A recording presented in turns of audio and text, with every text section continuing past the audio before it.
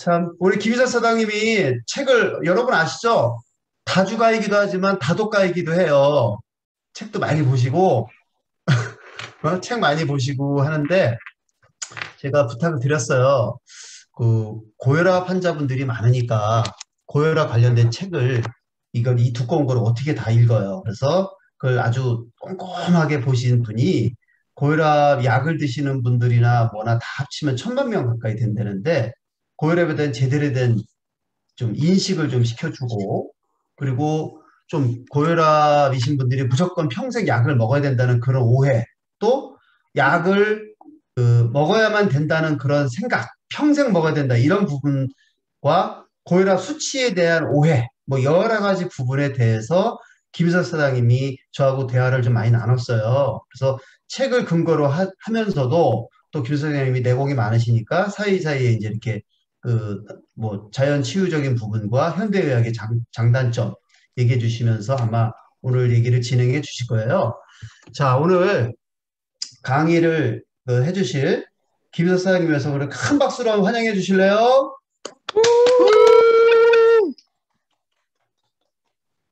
김희석 사장님 말씀해 주세요. 안녕하십니까. 김희섭입니다. 일단 제 강의를 시작하겠습니다. 제목은 고혈압은 병이 아니다 이렇게 되어 있는데 좀 이런 얘기 처음 들어보신 분들 많죠. 병이 아니라니 그럼 뭐야? 무슨 얘기하는 거야? 이렇게 하실 분이 있는데 한번 오늘 쭉 지나고 나면은 이래서 병이 아니구나 이렇게 또 생각하시게 될 수도 있어요. 이 저자는 일본인 의사인데 마스모토 마스마시라고. 근데 이분은 40년 동안 그 치료를 했고 한 10만 명 이상을 어, 임상하신 의사 선생님이에요.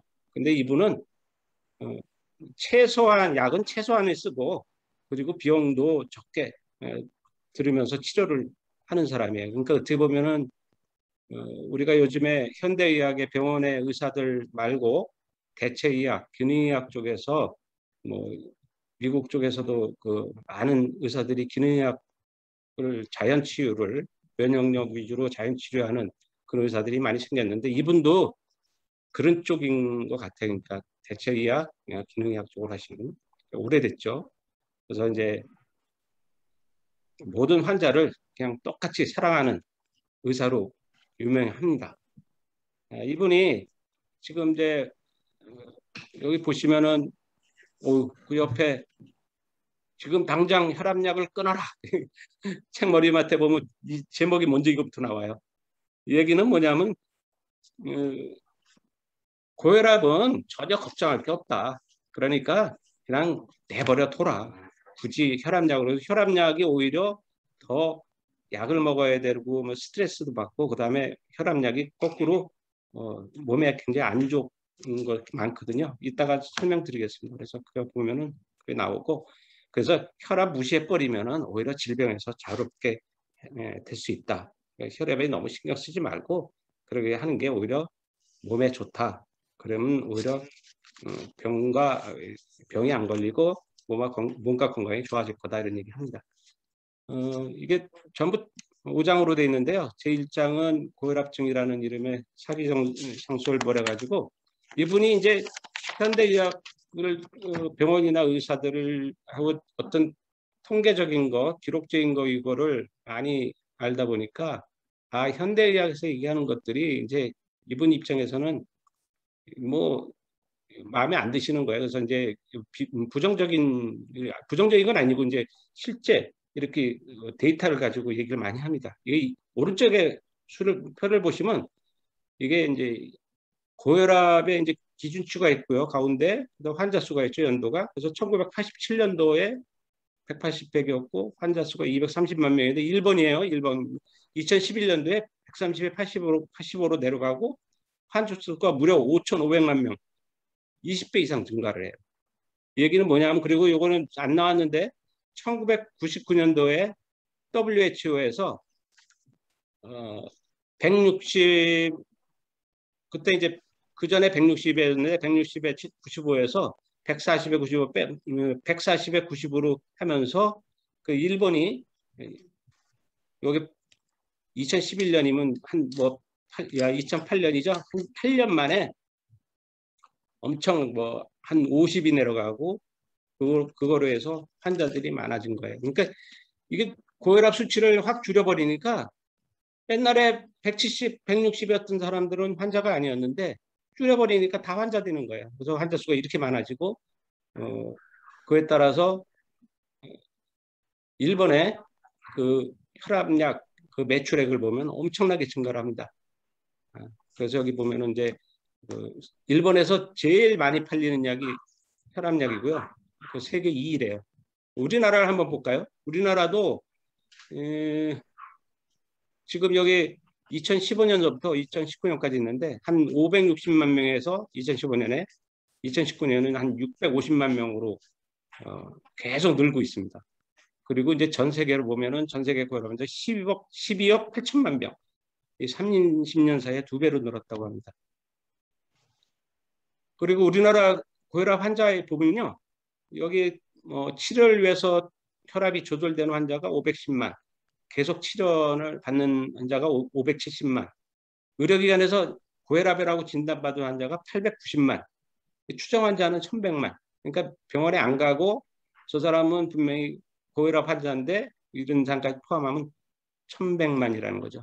근데 이게 제가 생각하는 뭐 여기 이 저자나 생각하는 거나 고혈압 수치를 확 줄였기 때문에 이렇게 많아진 거고 이 옛날 수치로 따지면 이렇게 안 되겠죠. 거꾸로 줄을 텐데. 그리고 정체된 고혈압 치료율이 우리나라에 지금 계속 정체되고 있어요. 그냥 한 50%에서 60% 사이, 요 사이로 해서 치료만 되고 있어요. 뭐 치료율이 현대의학이 좋아지고 병원이 좋아지고 그랬으면은 이 치료율이 높아져야 되는데 높아지진 않아요. 그러니까 이제 환자 수는 늘어나고 이제 그 치료율은 답고를 하니까 이제 뭐 병원 다녀봐야 계속 이제 아픈 사람들만 많이 나오는 거죠. 지금 이제 이렇게 이제 현실이 그렇고요. 그 고혈압 환자들이 그 아까 수치할 때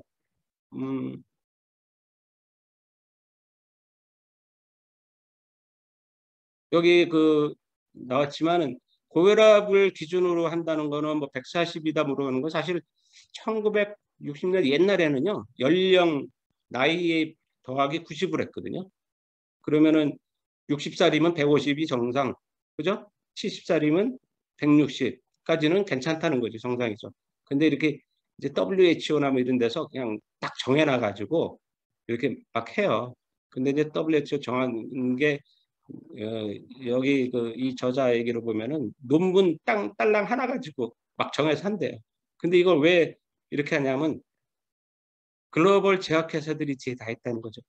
그래서 이제 이 요즘에 이제 기능의학 하시는 분들 그 LA에 있는 환자 혁명이라는 책을 쓰신 닥터 조나 션이나 아니면 그 미국에도 기능의학 유명한 의사들 많거든요. 그분들이 다 하는 얘기가 거대한 그 글로벌 제약회사들이 있어서 WHO 이런 거 같이 그다음에 무슨 미국의 암 협회나 이런 데하고 다 짜고 치는 고스톱이라는 거죠. 그 환자가 많아져야 되니까. 그래서 고혈압뿐만이 아니고 뭐 암이나 이런 것도 다 마찬가지입니다. 그 제2장은 이제 뇌경색은 이제 의사가 조정한다 이렇게 하면서 이분이 이렇게 하는데 지금 뇌졸중은 세 가지로 되어 있는 거 아시죠? 첫 번째 여기 보면은 이제 뇌 출혈이 있고요. 뇌경색이 있고 뇌경색이 여기 있고 여기 있네요. 그다음에 이제 뇌출혈이 나올 수 있고 그다음에 여기 지주막이라고 있는데 지주막 밑에 수막 쪽에 출혈이 있는 거예요. 그래서 근데 이제 뇌경색이 현재로는 한 84% 되고요. 뇌출혈은 한 13%, 그다음에 지주막하 출혈은 한 3%밖에 안 돼요. 지금 대부분이 지금 이제 현대에는 뇌경색입니다. 내가 나중에 좀 설명하겠지만 이제 이게 옛날에는 반대였어요. 그러니까 뇌출혈이 거의 80% 90%였고 뇌경색이 기껏해 한 10% 15%였는데 지금은 이제 뇌경색이 한 85% 이렇게 가는 거죠. 그래서 이제 이 혈압약하고 지금 설명드리려는 그런 게 이제 같이 얘기가 됩니다. 뭐냐면은 이 혈전이 생겨 뇌경색이 일어나기까지 이렇게 돼요. 혈관에 이제 상처가 생기거든요. 혈관이 지나다 보면은. 근데 이 혈관을 이제 이 상처난 거를 메꾸기 위해서 이 혈전이 생겨요. 그래가지고 혈전에서 하는데 또 다른 그 혈전을 하다 보니까 거꾸로 이 상처부에 또 뭐 생기고 그러니까 혈류가 이상하게 되고 또 뭐 소용돌이 생기고 그러면서 상처가 점점 커지게 됩니다. 그래서 이거를 그냥 계속 놔두고 혈전이 떨어져 나가고 뭐 이렇게 하면서 되다 보니까 이게 결국은 완전히 막히게 되면 뇌경색이 되는 거거든요. 근데 그러니까 잘 흐르게 해줘야 되죠. 잘 흐르게 해야 되는데 뇌경색을 하려면 혈압이 높아져야 돼. 근데 이제 혈압약을 써서 낮춰버리면은 이게 어떻게 되겠어요? 거꾸로 뇌경색이 되는 거죠. 뇌경색이 되는 걸 막을 수가 없어요. 혈압약을 쓰면. 그리고 요 옆에 보시면은 그림이 요게 이제 연도고요. 50년도, 60년도 뭐 이렇게 해가지고 이건 일본 건데 우리나라도 마찬가지예요. 90년도 이렇게 되는데 이때는 뇌출혈이 대부분이었어요. 60년대까지는.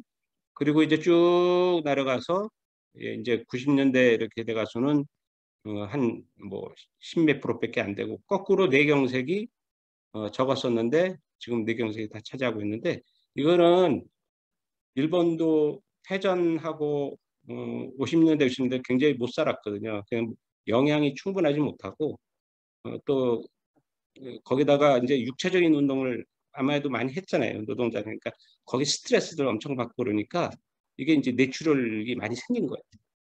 영양이 부족하면은 뇌출혈이 나고 영양이 좋아지면은 뇌경색이 되는 그렇게 보시면 돼요. 그래서 이제 지금 추이가 이렇게 거꾸로 됐다는 얘기를 보여드리는 거고요.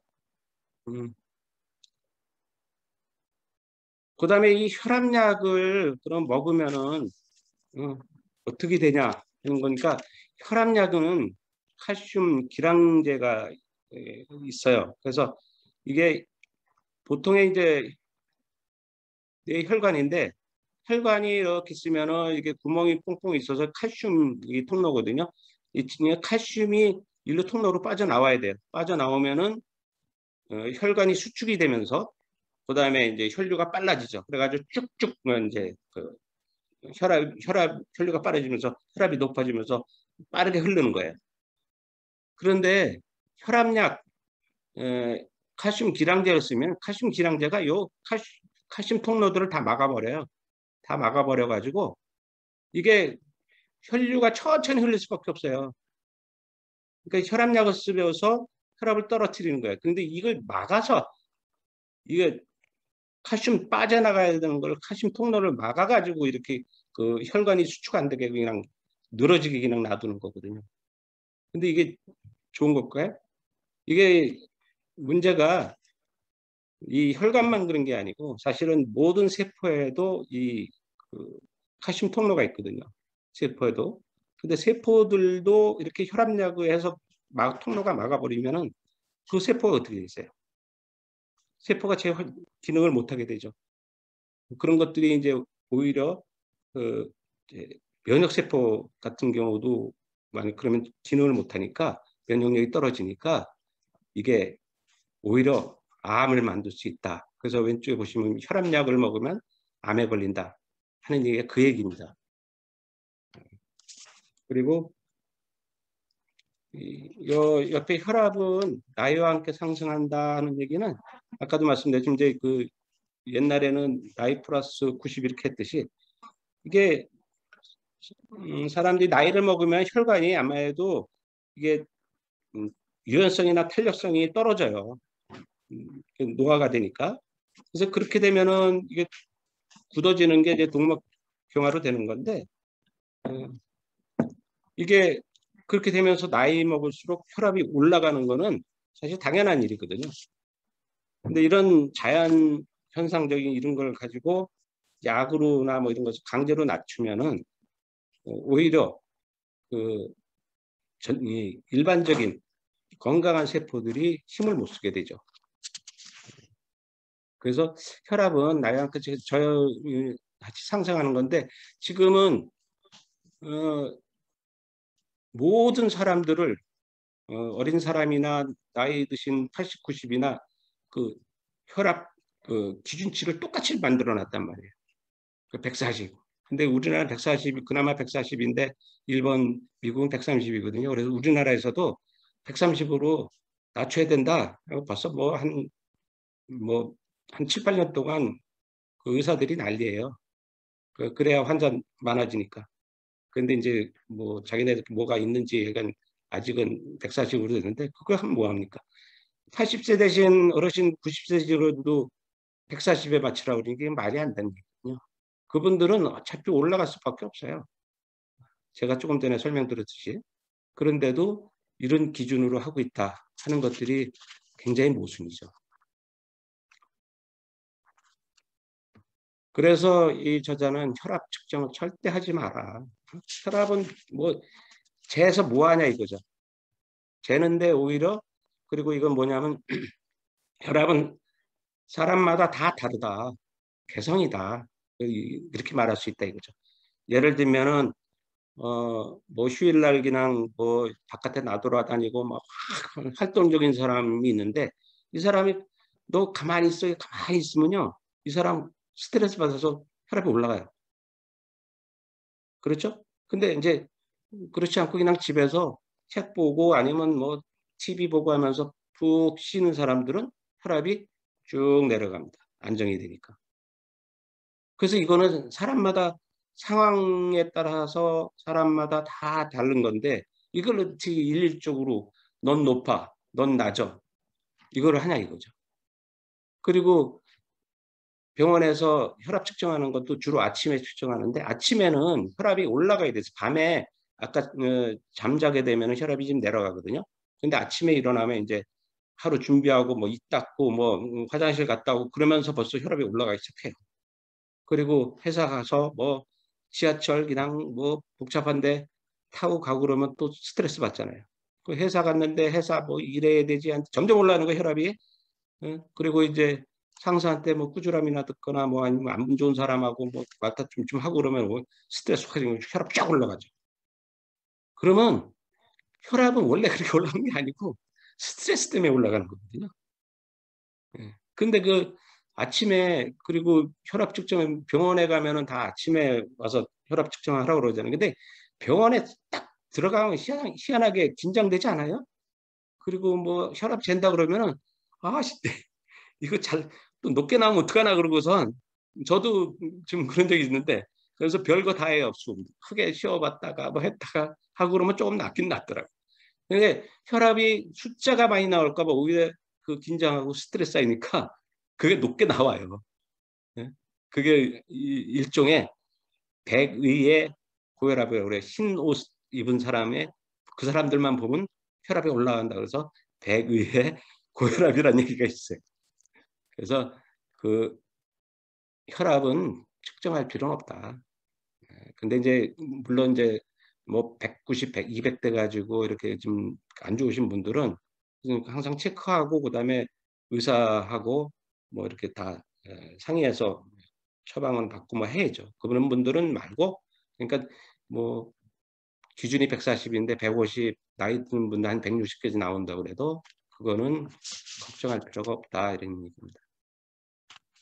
그리고 혈압이 다 내려가면 인간은 죽는다 해서 제가 묘지표를 내놨는데 혈압은 올라가면 상관이 없어요. 올라가는 거는 병이 절대 안 생겨요. 증상도 없고. 문제는 혈압이 내려갈 때가 문제거든요. 뭐 어떤 사람이 이제 뭐 백내장 수술하러 들어가기 전에 의사한테 혹시 모르니까 혈압 좀 낮춰줄 수 없어요. 바보 같은 얘기예요. 내가 수술 받으러 들어가면서 이게 저 혈압이 당연히 그 스트레스를 받게 되죠. 암만해도 수술 받는다는 생각인 것 때문에. 그래서 혈압이 올라가는 건데 그거는 사실 몸이 굉장히 건강하다는 얘기고 수술 잘 견딜 수 있어 이런 거하고 하는 거기 때문에 전혀 걱정 안 해도 돼요. 그 혈압이 이제 내려가게 되면 오히려 큰일 나죠. 의사들은 만약 환자가 그 혈압이 내려갔다 그러면 뭐 가슴이 덜컹하죠. 이 어떻게 되는 거 아니야? 이 환자 죽는 거 아니야? 난리가 납니다. 그랬다가 오히려 이제 그 이렇게 기계 보면 이렇게 나오잖아요. 그런 혈압에서 좀 오히려 혈압이 올라가기 시작하면 그때서는 이제 한숨 놓죠. 의사들은 올라가는 건 상관없어요. 올라가가지고는 죽을 일이 거의 없어요. 내려갈 때가 문제지. 그래서 이게 계속 내려가다 보면 어떻게 돼요? 인간 죽죠. 죽은 사람들은 혈압이 제로예요. 안 뛰니까 당연히. 음. 그 혈압 얘기 이렇게 하고요. 지금 그 옆에 콜레스테롤도 거짓성이다. 그다음에 왜 여자가 더 오래 살까 남자보다. 그다음에 콜레스테롤은 생명의 근원이다. 이건 콜레스테롤 쪽 얘기인데 여기에 요 얘기도 좀 재밌는 것들이 많이 있어요. 근데 요거는 오늘은 제가 이제 다른 그 다음 시간에 기회 있을 때 제가 말씀드리고 오늘은 요거는 생략하겠습니다. 그리고 이제 이분도 자연 치유나 이런 쪽에 하시는 분이기 때문에 이런 얘기가 나오는 거예요. 부정적 사고가 만병의 근원이다. 그래가지고 이 생활 습관병이라는 것도 이거 말장난이다. 일본에서 나온 얘기지만 그 전에는 성인병이라고 다 그랬어요. 성인병 20년 전에는. 근데 우리도 지금은 다 생활습관병이라고 그러잖아요. 그러니까 근데 일본에서 20년 전에 있는 우리나라 똑같이 그러는 거거든요.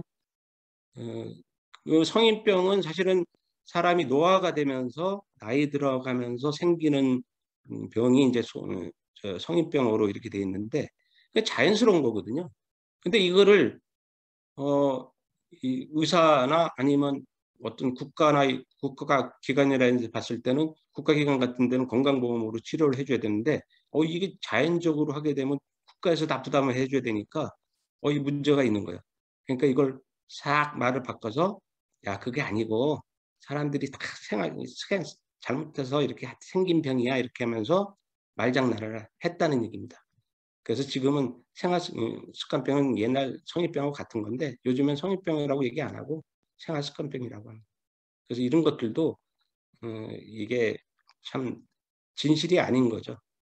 그리고 제일 중요한 거는 의사의 말 한마디가 몸을 해친다.